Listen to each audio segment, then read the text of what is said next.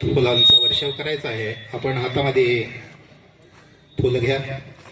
सर्वांना अमृत पर्व मनाया है, मंगल बेला आई है, अमृत पर्व।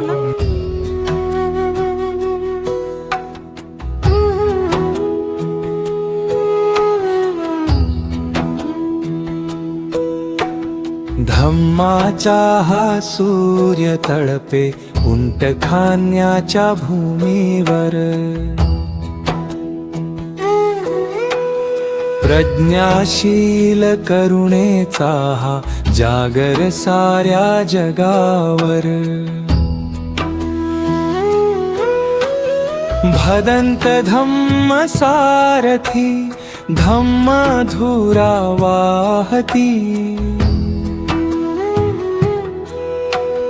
प्रबुद्ध भारताचे स्वप्न मनी ते जागवती। बोधिसत्वाच्या सेमिनरीतून घडते नवी पिढी, श्रमणेरांच्या शिबिरातून तोडती ही बेरी। दीक्षाभूमी पावन झाली यांच्या संस्काराने, धम्म दीक्षा मंत्र घुमतो बुद्ध महोत्सवाने। नागार्जुन ससाईंचा आशीर्वाद पाठीवर, माता रमाई यांच्या प्रतिमेचं दीप प्रज्वलित करून पूजन होत आहे। त्यांना पुष्पमाला अर्पण केल्यानंतर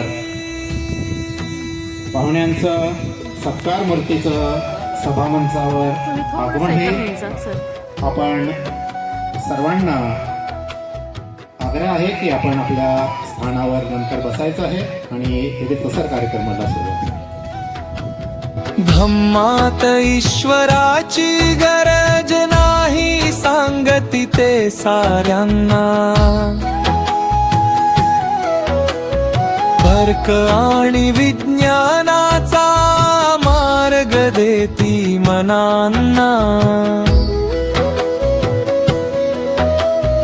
मानसिक गुलामगिरीचा अंत आता होईल,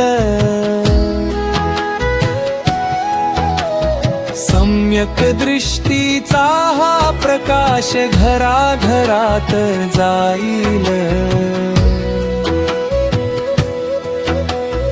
मैत्री आणि शांतीची ही शिकवण ओठावर, भदंत धम्म सारथी धम्म धुरा वाहती।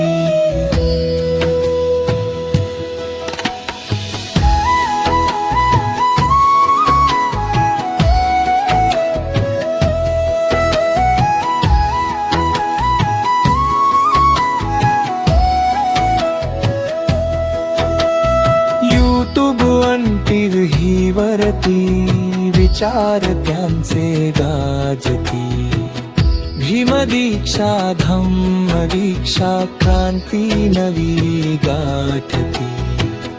बाबासाहेबांचा हा धम्म जगतात पोचवती,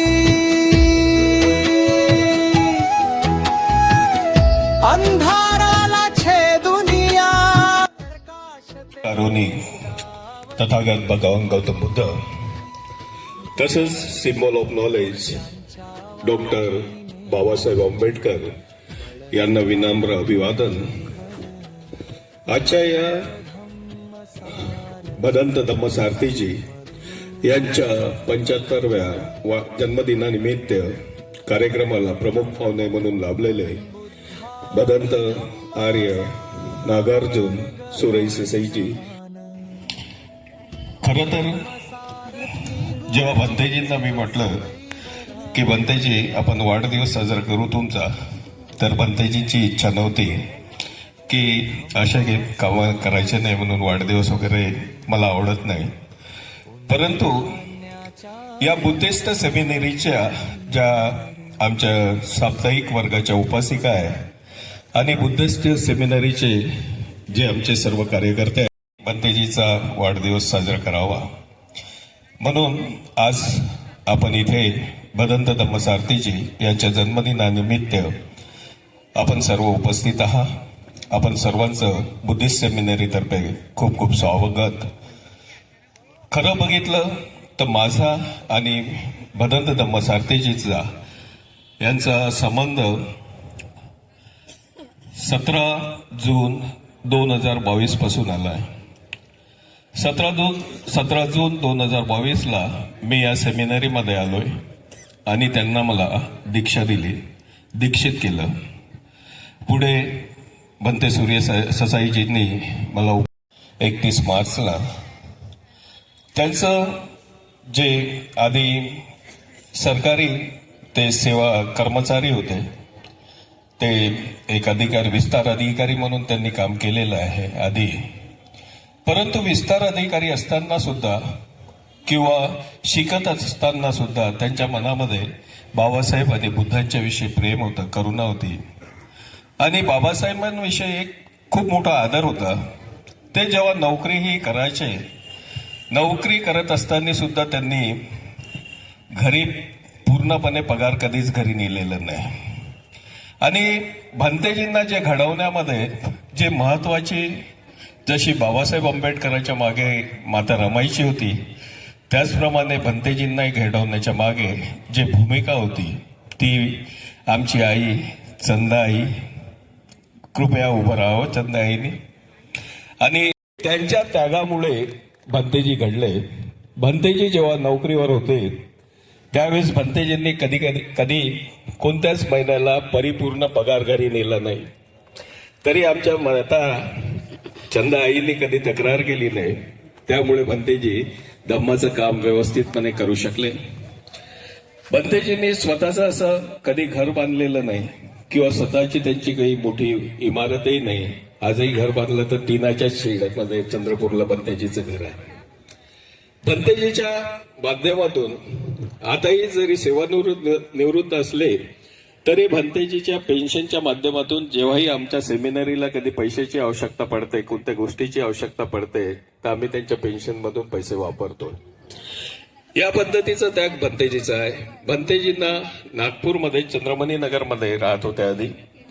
नंतर 10 मे 2022ला जेव्हा दीक्षाभूमीनी म्हणजेच आमचे मार्गदर्शक भंतेजी, आमचे श्रद्धेय भंतेजी आणि भंतेजींना भदंत धम्मसारथीजींना या सेमिनरीमध्ये त्यांनी मुख्य धम्म प्रशिक्षक म्हणून नेमणूक केली. 10 मे 2022 पासून भंतेजी या बुद्धिस्ट सेमिनरीचे मुख्य धम्म प्रशिक्षक म्हणून कार्य करत आहेत. त्यांच्या या कार्यकाळामध्ये राजस्थान, हरियाणा, पंजाब, तेलंगणा, तामिळनाडू, गुजरात आणि मध्य प्रदेश, छत्तीसगड इत्यादी राज्यातून त्यांनी इथे आलेले जे श्रामणेर होते त्यांना त्यांनी प्रशिक्षित करून त्यांच्या राज्यामध्ये ते योग्य पद्धतीने काम करत आहेत. आणि या पद्धतीने भंतेजीचं हे कार्य आहे. आज कार्यक्रमानिमित्त भंतेजी बद्दल मी बरंच काही बोलू शकतो, परंतु आज तुम्हाला बोर करायचं नाही, कारण का बरेचशा लोकांचे मनोगत इथे ऐकायचे आहेत.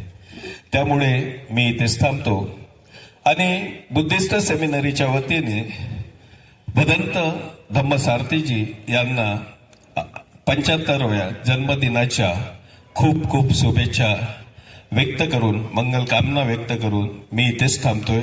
नमो बुद्धाय. जय भीम. समाभिनी मित सायुधन्तं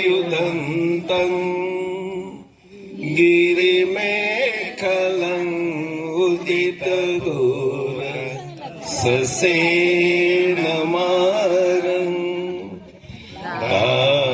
दानादिधम्म विधिना जितवा मुनिन्दो तन्ते जसा भवतु ते जय मंगलानि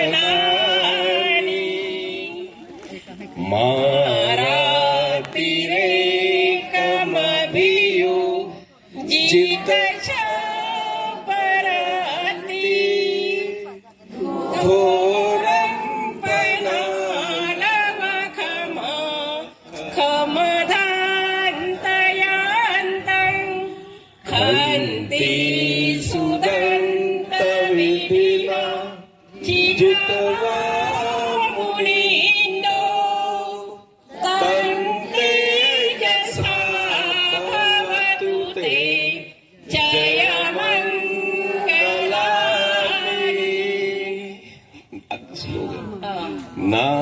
नालागिरे गजवरं अतिमत्तभूतं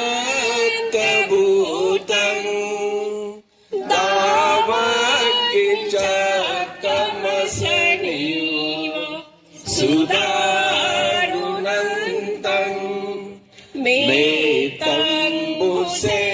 मेतम्बुसेकविधिना जित्वा मुनीन्दो तन्ते यसा भवतु ते जयमङ्गलानि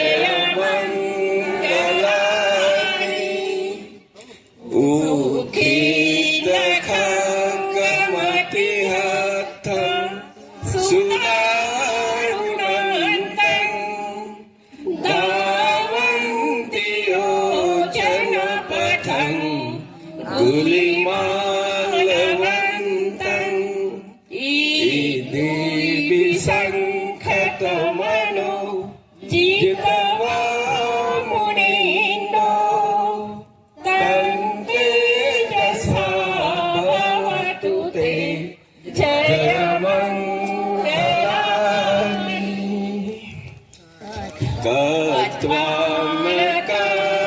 कत्वामकठमुदरम् इव गापिनीया चिन्ताय दुष्टवचनं जनकाय मध्ये सन्तेन सोमविधिना जित्वा मुनीन्दो तन्ते यसा भवतु ते जयमङ्गलानि सच्च विहाय मतिसेन तेन भुजगेन तमापयन्तो ईदुपदेशविधिना जित्वा मुनीन्दो तन्ते यसा भवतु ते जयमङ्गलानि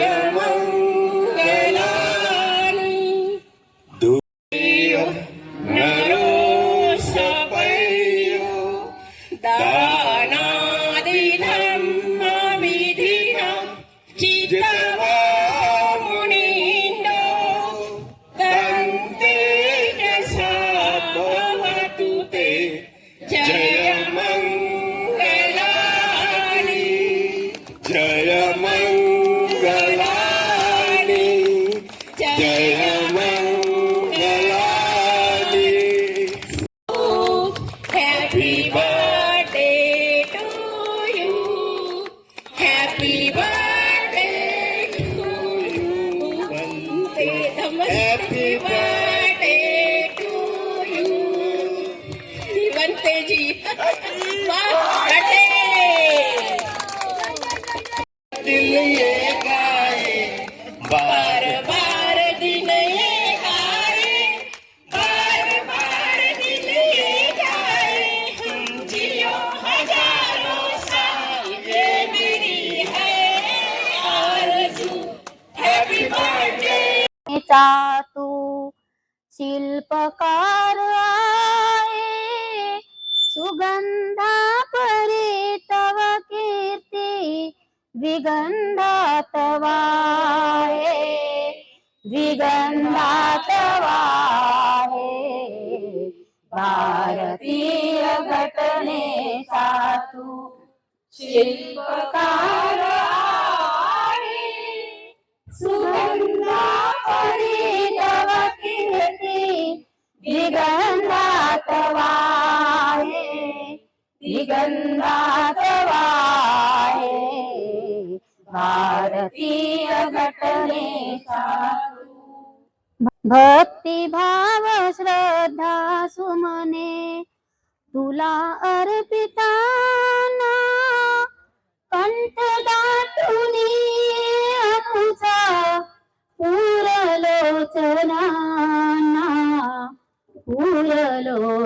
पुरलोचनाना तुझी स्मृती अंतकरणी दुःख कोरता है सुगंधा परी तव कीर्ती विगंधात वाहे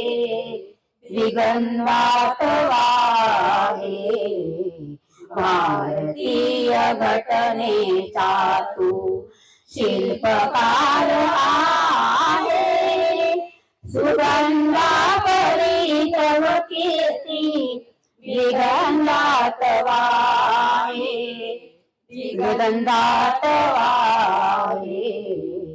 भारतीय घटनेचा चंदना परी तुझी जुनी कष्ट सोसलेस ज्ञान सूर तुझी अनुचा तूच बोधिवृक्ष तुझी कथा इतिहासाला साक्षीभूत आहे सुगंधा परी तव कीर्ती विगंधात वाहे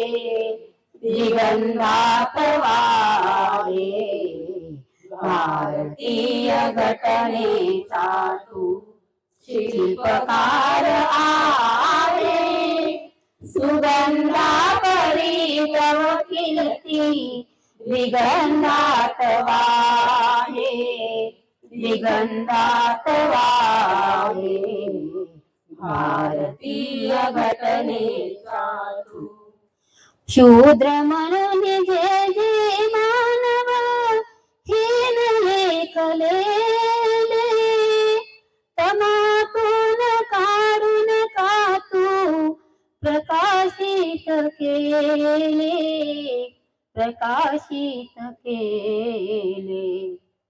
कोटी कोटी जनतेचा तू मार्गद्वीप आहे सुगंधा परी तव कीर्ती विगंधात वाहे भारतीय घटनेचा तू शिल्पकार आहे सुगंधा परी तव कीर्ती विगंधात वाहे भारतीय घटनेचा तू शिल्पकार आहे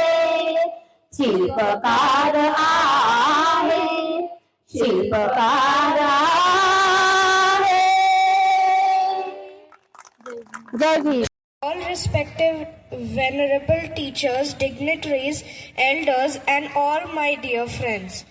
Today we have gathered here to celebrate the 75th birthday of our beloved Venerable Bhandant Ji. He is more of a grandfather and a friend, philosopher and guide for us. He is very kind, compassionate and loving. Much like the Buddha and Baba Sahib, Bhante Ji is our Margadatta. On 17 July 2024, under his guidance, we took Diksha to Buddhism. Our parents also changed our surname to Rajgraha to show our eternal debt to Baba Sahib. We are deeply indebted to Bhante Ji for his calming presence, his rational, scientific thoughts and humanitarian teachings. Thank you Bhante Ji and happy birthday once again. And Namo Buddhaya to all respected venerable teachers, dignitaries, elders and my dear friends. Happy 75th birthday to our beloved Bhanteji. Thank you, Bhanteji, for being so encouraging and supportive of us.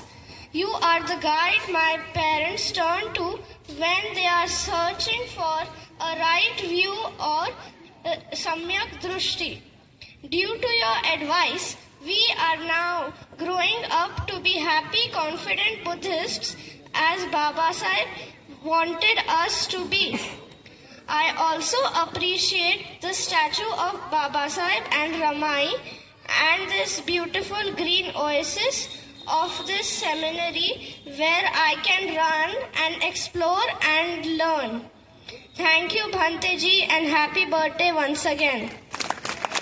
जो बच्चों ने English में जो कुछ बोला है वो पूरा इंग्लिश में, घर में भी इंग्लिश में बात करते हैं और उनके माता पिता भी बहुत ही घर में पूरा व्यवहार इंग्लिश से चलता है। लेकिन सबसे बड़ी बात है, ये दोनों भी राजपूत घराने के होते हुए भी उन्होंने मेरे हाथ से बुद्ध धम्म की दीक्षा लेकर बुद्धिस्ट हुए। इनको मैंने बुद्ध धम्म का प्रबंध करता हूँ। प्रथम त्रिवार वंदन। तसेच समतेचा, बंधुतेचा मार्ग दाखवणारे मार्गदर्शक बाबासाहेब आंबेडकर यांच्या प्रतिमेस त्रिवार वंदन आणि सर्वांना जय भीम। आज भंते धम्मसारथी यांचा 75वा वाढदिवस म्हणजे अमृत महोत्सव आपण मोठ्या उत्साहात साजरा करीत आहोत। प्रथमतः त्यांना वाढदिवसाच्या खूप खूप शुभेच्छा। त्यांना दीर्घायुष्य लाभो, चांगले आरोग्य लाभो हीच आमची सदिच्छा। वाढदिवस आयुष्याचे एक वर्ष वाढवते की कमी करते हेच कळत नाही कधी कधी। वाढदिवस आयुष्याचे एक वर्ष वाढते की कमी करते हे कळत नाही। Age is just number. वाढदिवस साजरा करणे म्हणजे केक कापणे किंवा शुभेच्छा देणे म्हणजे वाढदिवस का नाही, तर एक नवीन संकल्प करणे। धम्मसारथी भंतेजींनी आपल्याला समाजाकरिता, धम्माकरिता आणि बाबासाहेबांचा विचारांचा संकल्प कसा समोर नेता येईल हे या बुद्धिस्ट सेमिनरीच्या माध्यमातून शिकवलंय। बाबासाहेबांनी जो बुद्ध आणि धम्म यांचा या ग्रंथाचे कसे सोप्या भाषेत त्यांनी शिकवला आहे, तो शिकवतात तर कधी ग्रंथ वाचण्याची परंतु त्यात मन लागत नव्हते असाही ते मला सांगत होते। म्हणजे माझ्या मनामध्ये येत होते, असे समाजातही नव्हते, समजतही नव्हते। परंतु जेव्हापासून मी सेमिनरीमध्ये इथे आले, भंतेजींच्या सोप्या भाषेत भंतेजींनी ते समजवले, तेव्हापासून ते ग्रंथ वाचण्याची आवड निर्माण झाली। खरंच त्यांचे मनापासून आभार मानते आणि त्यांच्यामुळेच मी या स्टेजवर बोलू शकत आहे। त्यांनी बरेच विषय शिकवले, त्यापैकी एक म्हणजे नैतिकता, मॉरॅलिटी। मॉरॅलिटी म्हणजे काय, नैतिकता म्हणजे काय, योग्य अयोग्य, चांगले वाईट, न्याय अन्याय यातील फरक सांगणारी मानवी वर्तुळाची मूल्य होय। नैतिकता एक विचारधारा आहे। समाजात मनुष्यानी एकामेकांसोबत समता, बंधुता, बंधुभाव आणि करुणा, सन्मानाने राहिले पाहिजे, ही नैतिकता। नैतिकता ईश्वरापेक्षाही मोठी आहे। बाबासाहेबांनी ईश्वराचा आधार घेतला नाही, तर बाबासाहेबांनी ईश्वरावर सर्व गोष्टी जर सोपवल्या असता तर आज आपण कुठे राहिलो असतो याची कल्पनाही केलेली बरी। नैतिकता बुद्ध धम्माचा सार आहे। तर्क, विश्वास, स्वतःवर विश्वास ठेवणे, चिंतन करणे होय। नैतिकतेचा उगम म्हणजे प्रेम, करुणा, मैत्रीभाव होय। बुद्ध धम्मात नैतिकता म्हणजे एका मनुष्याचा दुसऱ्या मनुष्याबरोबर चांगले व्यवहार करणे। म्हणजे जरी एक मनुष्य एकटा असला तर त्या धम्माची त्याला गरज भासणार नाही, परंतु दोन व्यक्ती एकत्र असतील तर त्यांना धम्म हा आवश्यक ठरतो। हे अनेक उदाहरणाद्वारे भंते धम्मसारथी यांनी आम्हाला समजावून सांगितले। दुसरा विषय म्हणजे क्रमिक असमानता, क्रमाने होणारा भेदभाव म्हणजे जाती व्यवस्था। आता जाती व्यवस्था ह्या सगळ्यांनाच माहित आहे। ब्राह्मण, क्षत्रिय, वैश्य आणि शूद्र। शूद्रांना सर्वात खालचे स्थान देऊन सामाजिक, आर्थिक आणि धार्मिक हक्कापासून वंचित ठेवले। यामध्ये प्रत्येक जात खालच्या जातीपेक्षा स्वतःला श्रेष्ठ मानते आणि वरील जातीपेक्षा कनिष्ठ मानते. त्यामुळे समाज एकत्र येऊ शकत नाही. परंतु शिक्षणामुळे समाजात जाती व्यवस्था कमी दिसत आहे. परंतु जर आपण आरक्षणाच्या खालच्या दर्जाची कामे जर करायची असल्यास शूद्र किंवा दलित समाजाकडेच बघितले जाते. जर आरक्षणात बघितले तर NMC मध्ये कामं करणारे कर्मचारी हे बहुतेक आपल्या समाजाची दिसतात. तेव्हा आरक्षणातून मिळालेली पदे सुद्धा रिकामी मिळतात. या ठिकाणी आपल्या समाजातील व्यक्ती काम करतो अशी परिस्थिती आहे. अशा विषयावर भंतेजींनी आम्हाला सर्वतोपरी सामाजिक, आर्थिक आणि धार्मिक प्रश्न कसे सोडवावे अशी माहिती त्यांनी आम्हाला दिली. भंतेजींनी आम्हाला चांगल्या प्रकारे समजावला आहे, तो म्हणजे ज्ञान साधना. ज्ञान साधना म्हणजे मेडिटेशन. ज्ञान ही एक मन शरीर साधना आहे, ज्यामध्ये सेंटरमध्ये काय शिकवले जाते? डोळे बंद करून ज्ञान लावणे, श्वासावर लक्ष केंद्रित करणे, हेच ना. मग शिबिर केलेल्या व्यक्ती आणि ज्याने शिबिर केले नाही अशा व्यक्तीमध्ये फरक दिसतो का? किंवा ओळखता येते का तुम्हाला? मला तर दिसत नाही आणि ओळखताही येत नाही. परंतु सेमिनरीमध्ये विद्यार्थ्यांचे 10 दिवसाचे शिबिर घेण्यात आले. त्यापैकी एकच दिवस त्या शिबिर मी अटेंड केले. तर काय भंतेजींनी मुलाला डोळे बंद करून ज्ञान साधना शिकवली असेल का? नाही. तर ओपन आईज मेडिटेशन म्हणजे डोळे उघडे ठेवून अभ्यास करणे, चित्त लावणे, लक्ष कसे केंद्रित करणे, ही अशी आगळीवेगळी शिबिर घेतले. त्यात ज्ञान साधना शिकवली. मी तर ते पाहून थकत झाली अगदी. ओपन आईज मेडिटेशन केले तर आपण सजग आणि सतर्क राहू शकतो. अशा विषयावर पण भंतेजीने मार्गदर्शन करतात. आजकाल बऱ्याच ठिकाणी मेडिटेशन सेंटर ओपन होत आहे. मेडिटेशन सेंटर ओपन करण्यापेक्षा वाचनालय, लहान लहान प्रकारच्या प्रयोगशाळा सुरू करायला पाहिजे, जेणेकरून लहानपणापासूनच मुलांमध्ये वाचनाची आवड निर्माण होईल. एवढेच बोलून मी माझ्या शब्दांना विराम देते आणि वाढदिवसाच्या परत एकदा शुभेच्छा देते. जय भीम.